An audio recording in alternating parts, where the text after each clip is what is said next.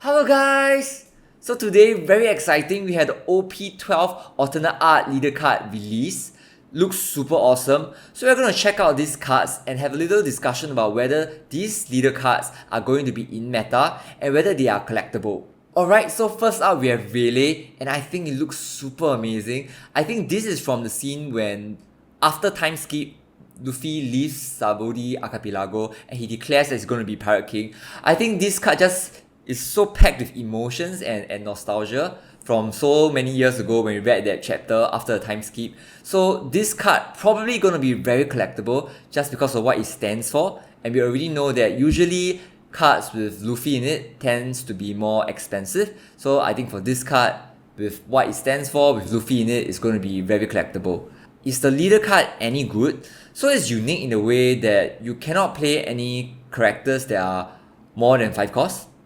But the good thing is if you review 2 event cards, you can plus 2k power to your 4k and below cards. So I think it's going to be a very standard raid deck where you can use those small characters, small cost characters, boost them out and do a lot of damage in the early game, so that by the time you reach the later part of the game, it's already over for your opponent and you can just sail into their victory. So together with the OP-12 alternate leader, we know that they're going to give us a SR Luffy, and it actually looks very good as well. I think this is when he used Observation Haki to dodge the beam from the Pacifista. Looks great. I can't wait to see what the alternate art is, honestly. But I think the effect of the character is very good as well. Synergizes very well with your leader effect. So if it has 2 attached on, it gets plus 2k attack. So this 4 cost 4k power card becomes a 6k power card if you attach 2 Dawn. And on top of that, if you review 2 event cards, which is the same effect as your leader effect, right? So it makes a lot of sense. The opponent's not going to know too much about your hand. You get to play a 3k power card and also attach 1 Dawn to any character. So I think this synergizes very well with your OP-10 Sanji and cards like that. I think this deck has the potential to be a type of that Zoro Zoo deck that you have, but with higher attack power, but a little bit less of that swarm effect. I think it's gonna be pretty good, probably a tier 1.5-ish kind of deck, and I think if people figure it out and they release even more cards that will be beneficial for this leader card, I think it will probably see quite some play. So overall, I think collectability wise, good. The leader playability wise is also pretty good. This leader is definitely one of those that I will have a lookout for in the OP-12 release. Alright, next up we have Zoro, one of my favorite characters from One Piece, and behind him, of course, he has his rival and teacher, Mihawk. So unlike the Rayleigh one where it's all good vibes, right, I think this is more of the cool vibes, and they must be pretty confident with the design and the popularity. That's why they use it for the booster packs front cover. I think it looks amazing, probably going to be super collectible just because it's Zoro and Mihawk.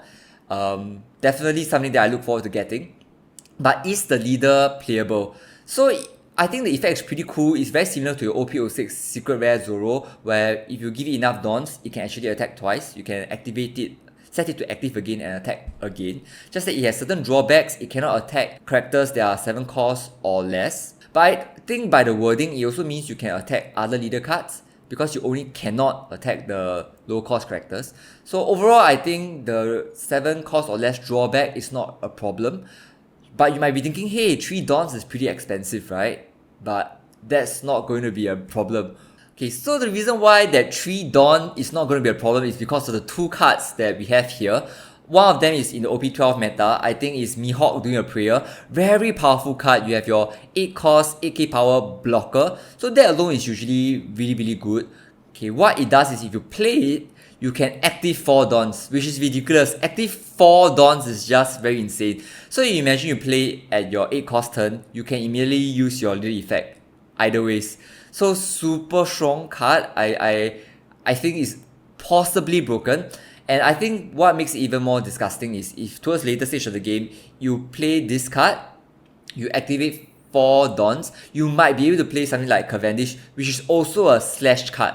So for this leader, right, they actually came out with a searcher that helps you search for slash card. So the combination and how many Dawns you can active is, I think it's ridiculous, honestly. So I think actually this leader, with all the supportive characters that he has put into the set, is going to be probably super playable. I think it might be more playable than Rayleigh. Generally, there's a decline in red leaders, but this green leader seems to be very, very strong. Alright, next up we have Kuzan, and I have to say, it's a very cool looking card. Alright, so I just want to make this stupid joke, but honestly it looks super amazing. With Garb there in the background, I think the vibes is just wonderful for this card. And also I think it's just nice to see Kuzan in an emerald outfit once again. It's been a while. Very nice looking card, very powerful leader effect actually. So in terms of collectability, I think it might lose out to Rayleigh and Zoro just because of how popular the characters are. I mean, for Rayleigh we have Luffy in the card, but for Kuzan, I think its playability might outshine at least Rayleigh. So what it does is that for all Navy cards, if it forces you to trash a card, you get to draw as many cards as you trashed. And if you understand the way the game works, usually when you trash a card is to use a very powerful effect from the character. So what happens then is that you run out of resources because you keep trashing cards from your hand, right? But with this leader effect, not only can you use that powerful effect of your character, but the cost of that effect, which usually comes in the form of trashing cards from hand, is kind of negated. So super powerful leader effect from the way it looks. And together with the alternate art leader card, we actually also know they're going to give us an 8 cost, 8k attack Garb card with an amazing effect. So what it does is that you trash a card from your hand, you get to play a 8k power or below Navy card from your hand. So with the leader effect, right, you actually don't lose any resources, you get to play an additional 8k power card from your hand. So that in and of itself is very disgusting, very, very good. But what makes it better is one of the more prominent 8k power card in the Navy set is your Aramaki. And this Aramaki card is an 8k blocker, and it also comes with effect. You can activate once per turn, trash a card, and you can put one of your opponent's 2 cost or lower card at the bottom of the deck. So you get to get rid of those small blockers that will annoy you sometimes. And when that happens, this card gets plus 3k power until the end of its turn. So if it's one of those game ending turns, you can use the effect, boost its power and end the game. But you have to trash a card. But with your leader effect, that doesn't matter because you just get to draw another card. And the best part about this leader is that nothing is stated whether you can use it multiple times, which probably means as many times as you like. As long as you're trashing a card, you get to draw a card. So if you do not actually like your hand, with Aramaki, even if you don't need to use the effect, you can just use it just to switch out some cards in your hand. So I think it's just very, very powerful. I think this deck is going to be super playable, and for those people who like the Navy decks, this is probably something that you want to keep an eye out for. Alright, next up we have Sanji. So this card for the alternate leader, it feels a little bit more like the Rayleigh one with more positive, more warm vibes. So it's just nice to see Sanji looking like he's missing Zeph. Honestly, personally, I really like this card. The design looks fantastic. In terms of collectability, I think Sanji, unfortunately, is not the most popular Straw Hat crew at the moment. I think Zoro is more popular, Luffy is more popular, but still it has a fair share of fans. So I think it's going to be like a mid-tier collectability kind of leader card. But is it playable? So its effect, when it first came out, I didn't feel too strongly about it because Dawn -1, you get to activate up to 1 Straw Hat crew event card, cost 3 or less. So I think for now, there aren't many 3 cost event cards from Straw Hat that is very powerful, except maybe the ones from the purple set. But for the purple ones, you need to -2 Dawns. So I don't know if this effect of the event will be very, very good. It depends on what they give you for OP-12. So at the moment, unsure about how powerful this part is.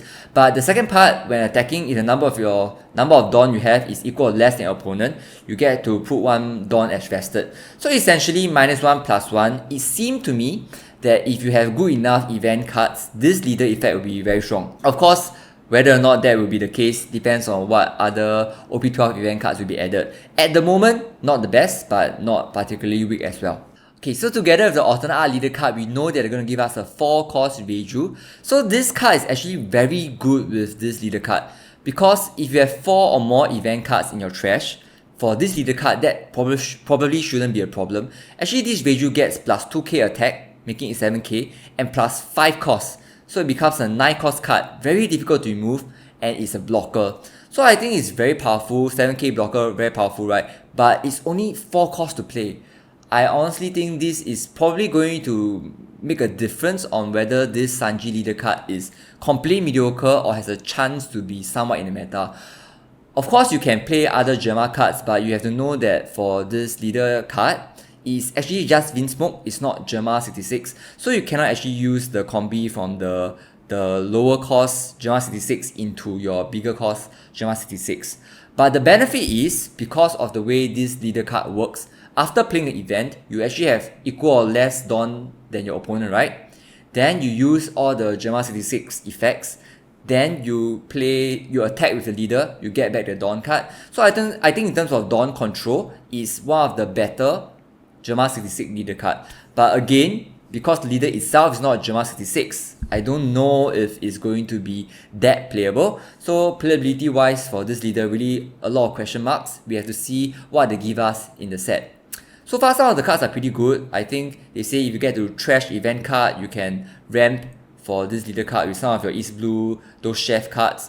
Your Zeph has a rush effect, all these things can be good, but I think we just need more information. Alright, next up we have your Rosinante leader card. Honestly, it also looks very amazing. I think with Law at the background, the feeling is just very heartwarming because we all know the relationship between these two and what they've gone through. I personally feel that if it was a Law leader card, it would be more popular just because Law is more popular. But I think the feeling and the connection is also very strong. Definitely a very collectible leader card. So I think out of these 6 leader cards, this one, I feel like I would still want to have it. It's one of those 5 out of 6 that I want to collect. The one that I don't want is the next one. We'll talk more about it. But generally, collectability, it doesn't beat like Rayleigh, Mihawk. So I think it's probably like mid-tier collectability. But for playability, I think this leader card can actually be really good. So first and foremost, it has the effect where it protects your Law from getting KO'd. So if you want to keep Law on your playing field, you can. Just you have to, at the cost of 1 of your life. The other part is that if you minus 1 Dawn, you actually get to play your Law cards that are 4 cost or more at a reduced cost. So I think you can actually put out quite a lot of your Law card onto the field more easily. Okay, but then I think most people will be thinking, hey, isn't that quite a high resource costing kind of play? But I think the cards that are involved in this deck will solve the problem. So with this alternate leader card, we know that they're going to give us a 7 cost Law with 8k power, and its on-play effect allows you to put 1 active Dawn from your Dawn deck into play if you have equal or less Dawn than your opponent. So if you use the leader effect, you will have equal or less Dawn, and then after that you play this, you get to active 1 Dawn. So overall, I think the cost problem is not going to be a big issue for this deck. Furthermore, the effect of this 7 cost Law card is that your Rosinante cards and your Heart Pirate cards get plus 1k attack. If you remember from past series, past sets, actually your Heart Pirate cards all tend to be more powerful if you have equal or less Dawn than your opponent. So with this leader effect, with all of these things happening, even if you have less Dawn than your opponent, even though it's costly, actually your deck is quite powerful and it comes together pretty well in terms of its combos. And additionally, I think if you put enough event cards in your deck, because you want to control how much Dawn you have, right? You put enough event cards in your deck, actually the Rosinante card from your OP-10 also actually becomes powerful. I think it's quite possible that on play, you get to draw, and at the end of your turn, you probably can active 2 Dawns, and then you're not so afraid of using like maybe your Gangam Giants or your other counter cards that are minus Dawn to activate, simply because even if you have less Dawn than your opponent, it's not going to be too damaging because of the nature of your Heart Pirate cards. So I think this card is difficult to play, but if you can find the correct cards to make a good deck, it's going to be probably meta. It's just one of those decks that might take a bit longer for the players to figure out, but my hunch is that eventually it will shine. That's my hunch. So if you want to play it safe, I think it is probably not the card to collect in terms of alternate leader. Is probably like mid-tier, but I think this might be the dark horse of the set. Okay, so we come to our last alternate leader card, and this one confuses me honestly. I think like Koala, you can just put the Fishman Karate guy, the guy who taught her how to use Fishman Karate, can't remember his name, but you choose to put Robin. I know that they are close, but are they master and disciple? I'm not so sure. You could have chosen so many other combination, right? Like Sabo and Dragon. I would accept that. You could have also used one that I think will really hit the hearts of many people with Frankie and Tom. And then if you do that, you can bring back your Water 7 cards. But no! We are getting Koala and Robin for some reason. Okay, I'm not complaining, it looks good. Just that personally, this is the one that I want the least out of the 6 leader cards in terms of collectability. But in terms of playability, this card is a bit strange. So on one hand, right, the effect is not like mind-blowing.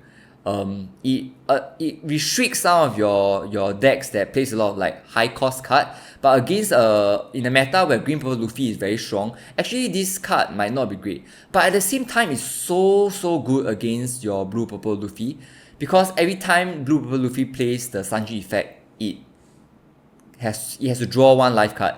So with blue purple Luffy only having 3 life card, this is like a direct counter to it.